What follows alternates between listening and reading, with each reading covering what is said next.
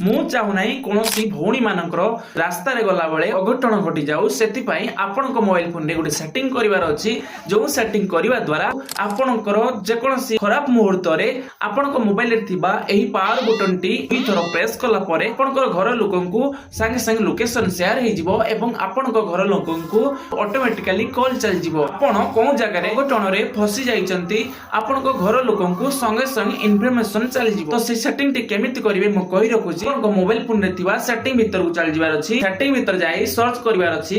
ଏଇଟା ପ୍ରାୟତଃ ସମସ୍ତଙ୍କ ଫୋନରେ ଥାଏ ଏମର୍ଜେନ୍ସି SOS।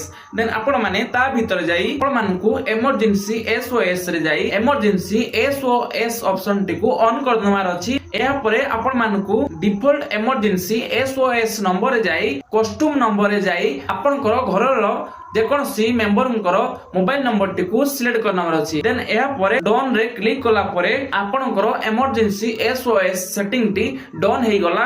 ଏହାପରେ ଯେତେବେଳେ ବି ରାସ୍ତାରେ ଆପଣଙ୍କ ସହିତ ଯେକୌଣସି ଦୁର୍ଘଟଣ ଘଟି ଯାଉ ଆପଣ 3 ଥର ଏହି ପାୱାର ବଟନଟିକୁ ପ୍ରେସ୍ କଲା ପରେ ଆପଣଙ୍କର ଘର ଲୋକଙ୍କୁ ସାଙ୍ଗେ ସାଙ୍ଗେ ଲୋକେସନ ସେୟାର ହେଇଯିବ ଏବଂ କଲ୍ ଚାଲିଯିବ। ତ ଏଇଭଳି ଟିପ୍ସ ଦେଖିବା ପାଇଁ ଆମକୁ ଫଲୋ ଏବଂ ସବସ୍କ୍ରାଇବ ରଖନ୍ତୁ ଏବଂ ଭିଡିଓ ଲାଇକ୍ କରି ସାଙ୍ଗମାନଙ୍କ ସହିତ ସେୟାର କରନ୍ତୁ।